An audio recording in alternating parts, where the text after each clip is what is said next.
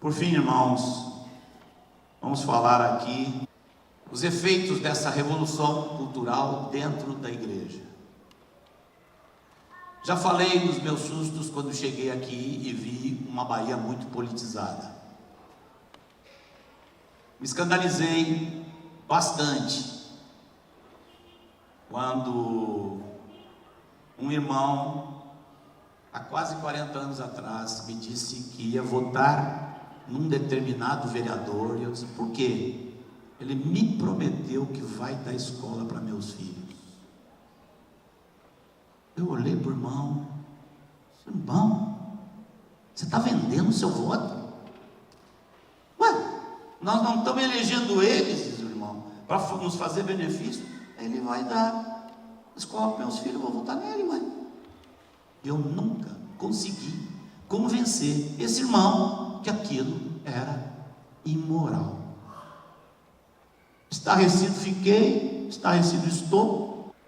Não, você vai votar em alguém, primeiro você ora a Deus, e você está votando para alguém que vai assumir um cargo público. Você vai votar em alguém que você pensa que vai cooperar com a sociedade. Votar alguém que coopere com a sociedade, principalmente em número 1, em termos morais. Eu queria falar para vocês agora, irmãos, de outras coisas que foram nos surpreendendo, aí não só a mim, mas a meus companheiros. Essa história foi acontecendo, e nós queremos dizer para os irmãos, de uma forma bastante confrontativa, o que vamos dizer, mas queremos falar com sinceridade, e como é que na nossa mente e no nosso coração nós lemos as coisas que nós fomos vendo, coisas que foram nos surpreendendo numa escala crescente. Primeiro, vimos que tinha muitos irmãos que estavam dispostos a apoiar com seu voto e até com um certo tipo de militância justamente aqueles que quiseram trazer uma ditadura do modelo cubano para dentro do Brasil. Olhava assim: como que esses irmãos não sabem? É o que aí? O que está por trás disso? É ignorância? É esquecimento? É formatação nas universidades? As universidades formataram a mente? Um fanatismo militante? É o que? Sempre foi difícil para nós entendermos isso. Ok, mas final da década de 80, nós tivemos a queda do Muro de Berlim. Todo mundo acreditou que esse negócio de comunismo tinha acabado. Eu fui um deles. Votei, inclusive, num renomado comunista.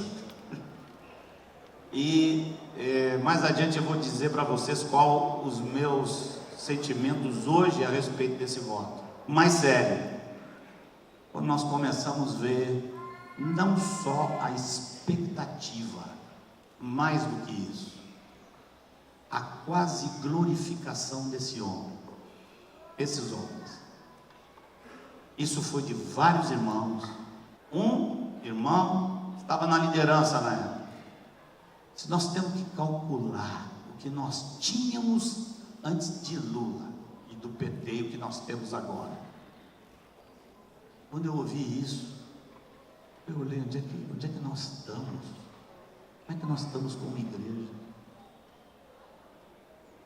Um jovem me contou que recentemente eu vi um irmão, outro irmão falou: nós lá em casa, por exemplo, temos uma TV graças ao Lula.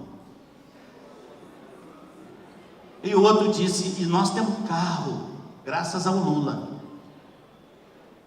Uau! Quem lembra dos tempos que isso seria praticamente proibido na igreja? Se nós temos algum benefício, ele veio do Senhor. Vocês têm lembrança desse tempo? Querem ressuscitar esse tempo? Irmãos, quando eu cresci, já contei para vocês, minha família era pobre. Nós comemorávamos Natal com uma fornada de pão coberto com queijo que ia no forno. Era a nossa ceia de Natal. Pão manteiga, queijo, vai no forno, ceia de Natal. Aquilo era o tempo do regime militar. De repente as coisas mudaram no país. Daqui a pouco meu pai leva para dentro de casa uma TV. Daqui a pouco meu pai tinha um carro. Eu nunca ouvi meu pai dizendo: agora eu tenho um carro, graças ao governo militar. Meu irmão, onde é que nós estamos? Jesus chamou a Herodes de raposa. E Herodes não estava proibindo ninguém de pregar a Bíblia publicamente. Herodes não estava querendo colocar leis a favor de gay ou qualquer coisa assim. Jesus chamou de raposa. Que diria Jesus desses homens que geração após geração vem planejando essas coisas malignas para encher nosso país de demônios? Ah, irmãos, aqui estou eu lá com meus números. Alguém está a fim de ouvir mais número? Irmãos, quando saiu publicado em jornais, em tudo que é lugar, que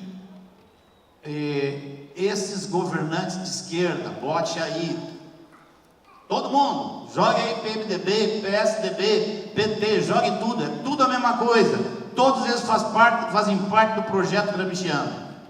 Quando chegou a notícia desvelada que eles eram amigos de Fidel Castro, tratavam Fidel Castro assim, vocês sabem o que eu pensei?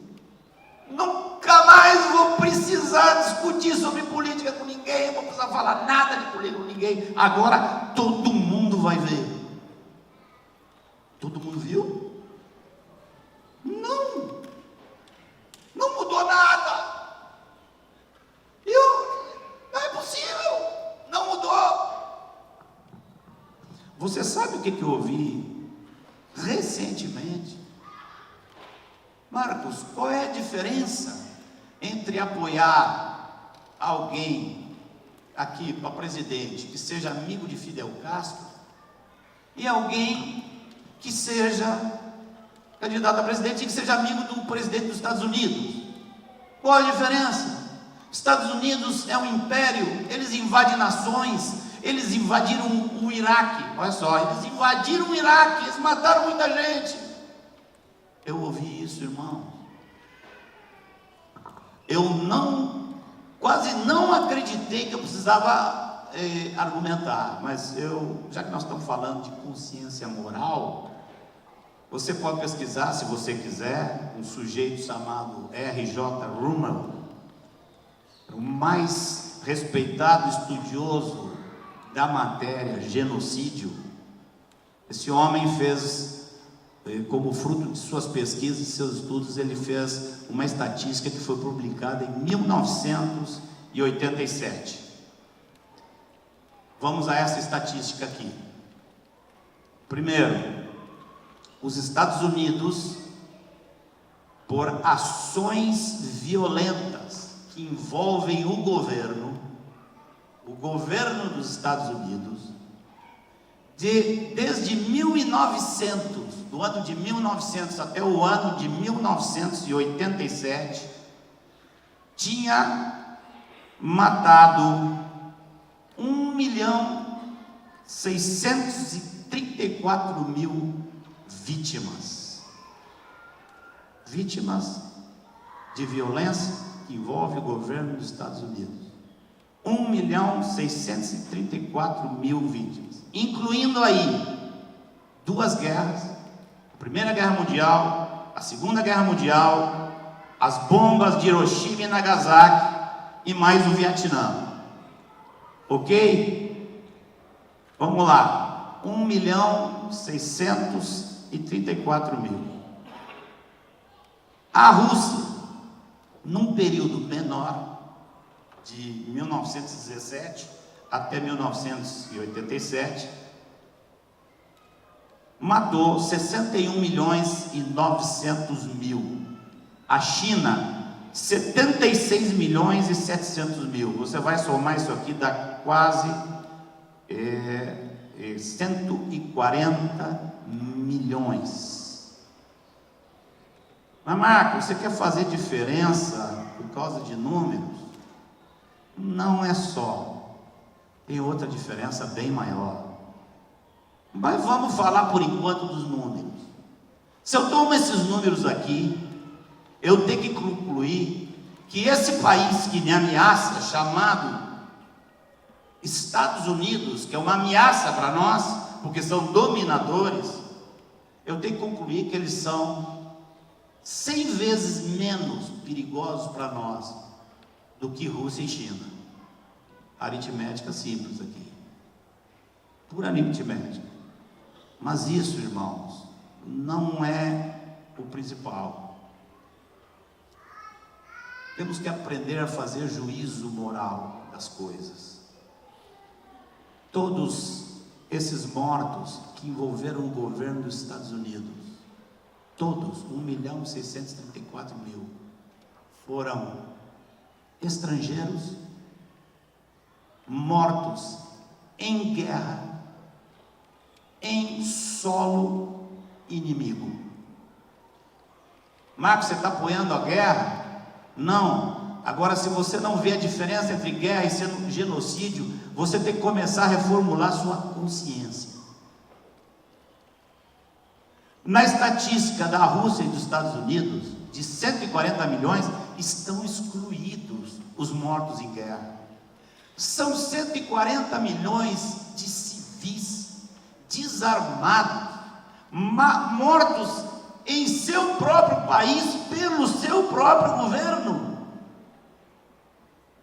Isso não tem diferença? Quer dizer então que qualquer presidente dos Estados Unidos, por causa da dominação americana, é igual? Então nós não podemos. Esse aqui é amigo de Fidel Castro, esse aqui é amigo lá do Trump. Que linha de raciocínio para a pessoa chegar a pensar dessa maneira? É porque essa pessoa foi já muito catequizada dentro dos projetos de Gramsci, do PNDH, não sei das quantas. Mas o mais grave de tudo, irmãos, isso aqui foi a razão pela qual começamos a falar do assunto.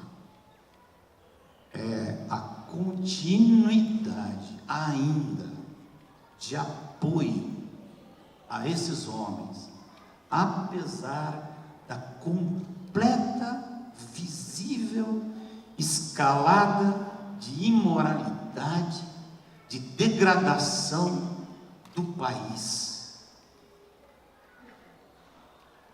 Aí nós ouvimos de tudo. Fulano já está no segundo, terceiro casamento, Beltrano não sei o quê, não fazendo diferença entre um homem que na sua vida não vive conforme o padrão de Deus, em um esquema de imoralidade planejado, implantado estruturalmente. Existe diferença, irmãos, entre imoralidade pessoal e imoralidade institucional. É isso que nós estamos vivendo há décadas. O apoio à imoralidade institucionalizada. Se você chega na minha casa e me vê dizendo assim para minha mulher: amor,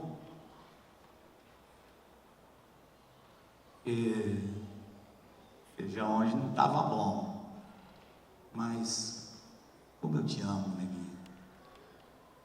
Que impressão você fica?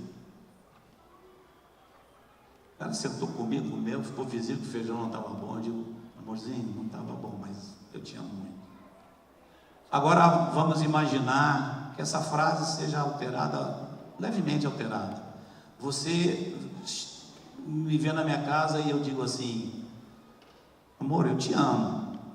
Agora esse feijão tá bom não? É igual ou é diferente? Sabe por que é diferente, irmão? Quando você constrói uma frase que no meio tem uma vírgula, mas o que está na sua cabeça, o que é o importante que você quer comunicar, vem depois do mas. Ou você, quando conversa com um irmão que vem dizer: olha, querido, queria dizer para você, eu te amo muito, você tem sido uma bênção na minha vida.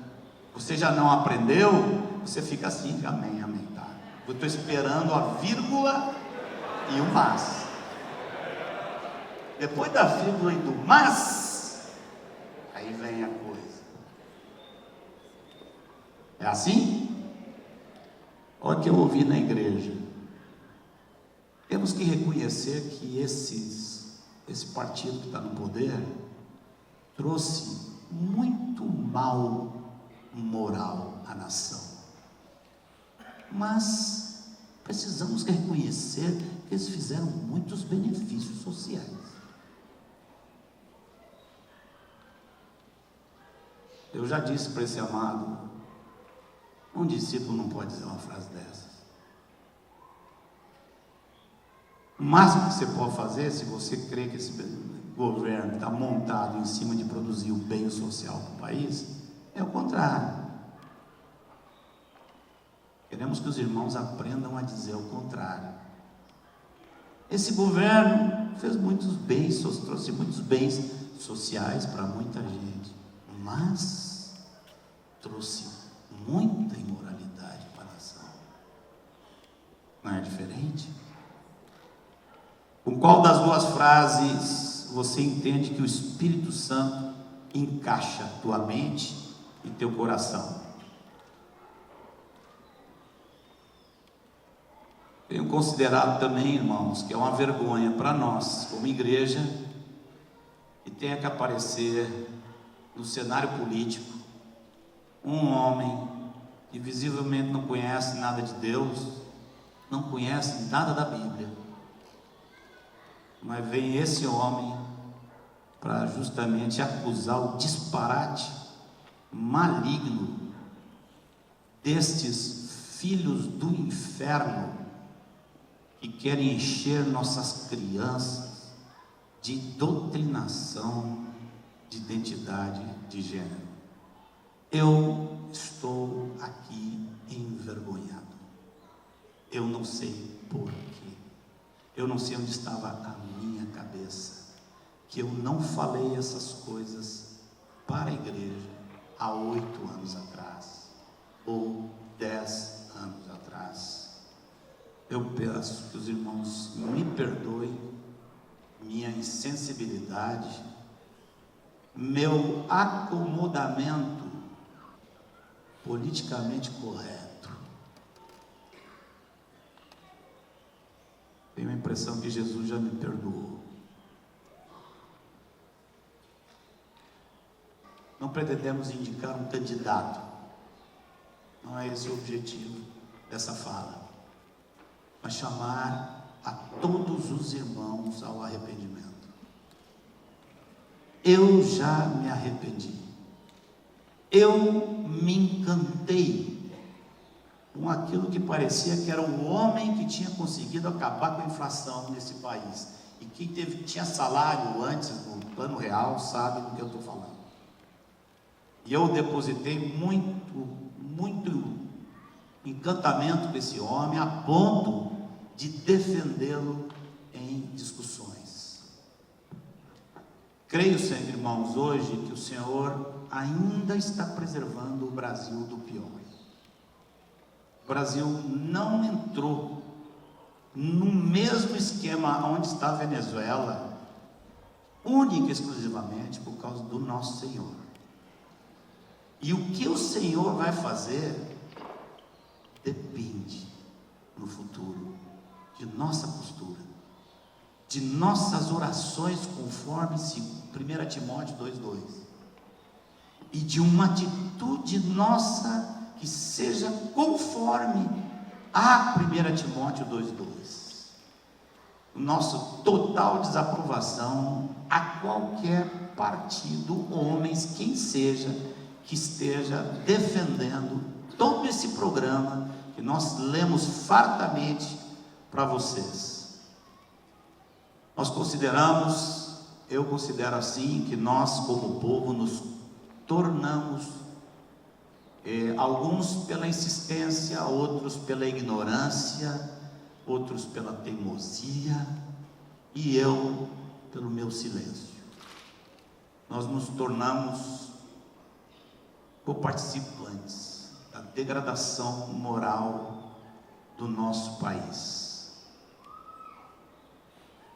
Um irmãozinho assustado de outro estado me ligou e disse: Marcos, com essa sua fala aí, porque ele leu um artigo que eu escrevi para o site Educando-se. Eu escrevi algumas coisas num site lá do Rio chamado Educando-se. Ele leu, se assustou. Ele é de militância de esquerda há muito tempo. Eu nem sabia disso. Mas ele disse assim: Marcos, com essa sua fala, todo mundo que votou no PT está estigmatizado. Quem votou no PT fica estigmatizado? Vai ser assim? Eu disse: não. Muitos votaram por ignorância, outros votaram por teimosia, poderiam perder a teimosia e pelo menos vir para o diálogo. Pelo menos é um mínimo que se requer. Se sabe que seus pastores estão falando isso e você não consegue, venha para o diálogo. Marcos, quero sentar contigo, estou com dúvida aqui. É um mínimo. Alguém votou no PT? Sei lá eu por quê. O problema não é um voto ou dois, mas a persistência através de décadas e contra toda a coerência espiritual. E alguns seguem. Durante a greve dos caminhoneiros, eu recebi coisa no meu zap que eu não acredito até agora. Tem irmãos que eu já tenho, e depois dessa palavra eu vou dizer assim: você ouviu lá, ouviu? Agora eu quero sentar porque eu quero ouvir você, porque você tem que me explicar a sua cabeça, porque eu não consigo entender a sua cabeça. Não, irmãos, habeas corpus para todo mundo que votou no PT, PSDB, PMDB, inclusive toda a turma que elegeu o Temer, né? Toda a turma. Eu não elegi Temer, eu não votei em Temer. Foi os que confiaram nesses partidos aí que votaram, colocaram lá Temer junto com o Dilma. Precisamos voltar a ter autoridade para orar conforme 2 Timóteo 2,2. Vamos fazer assim. Nós temos dois tipos de pessoa na igreja. Eu estou sendo simplista, mas cabe e é necessário. Eu ouço os irmãos muito simples. Irmãos entram, irmãos, tiraram esses caras da direita, essa Globo, esse PMDB da direita, perseguindo os nossos benfeitores, botaram lá o Lula na cadeia. Coitadinho do Lula. Isso tem dentro da igreja. Vamos dizer assim: tem duas opções. Uma, você é uma pessoa simples, e isso aqui, irmãos, eu estou falando aqui para você, está me ouvindo em vídeo, você está entrando no YouTube para me ouvir, estou falando com você. Tem duas pessoas, não só entre vocês, mas todos que me ouvem, dois tipos de pessoas simples, não gosta de examinar essas questões. É questão política. Por que eu tenho que ouvir tanta história, tanto número? Vamos falar de Jesus. Vamos parar com essa conversa. Pronto, eu topo a ideia. Esses são os simples. Os simples, façam o seguinte: confiem nos seus pastores.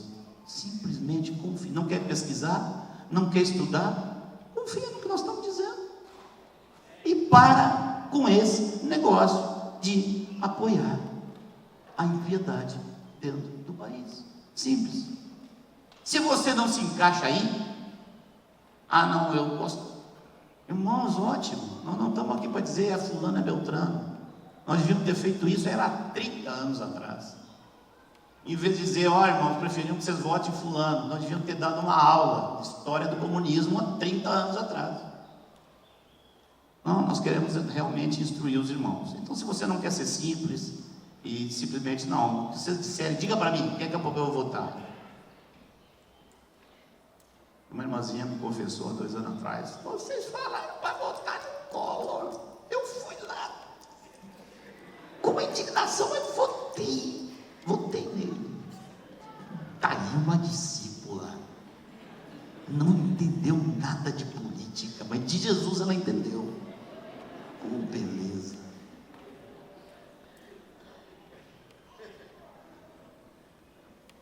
Então, se você é bem informado, quer ser informado, é culto, tem consciência política, você tem visto essas coisas, mas segue defendendo esses partidos, você tem consciência e sabe dessas coisas que eu estou falando, e segue apoiando, seu caso é mais sério. Não venha conversar comigo, porque não vai ser bom, nem para mim, nem para você. Não venha conversar comigo. Agora você diz, não, Marcos, você está dizendo coisa que eu não sabia, me ajuda aqui, vamos conversar, mas eu pensar que era assim, não é assim, não é assado. Não, vamos conversar. Se você tem colocado, e é o que eu ouço, que muitos pais, nessa onda, entrou de tal maneira seu coração, que eles não querem nem saber, eles querem realmente que os filhos prosperem, que os filhos tenham uma boa carreira. Eles estão preocupados com valores materiais acima de valores espirituais. Obviamente não está falando da igreja como um todo, eu estou falando aqui para vários grupos diferentes, mas eu ouço muito disso. Entendam, irmãos, de uma vez por todas, que o que nós estamos falando aqui não é simplesmente de questões políticas. Nós estamos falando de moral e de fé. Esse é o nosso tema. Esse foi o nosso tema hoje aqui. Vamos ler Salmo 2. Vamos botar os olhos com fé. Com fé. Vamos crer. Vamos esperar. Vamos desejar. Vamos desejar. Vamos colocar nossos olhos onde Ele tem que estar.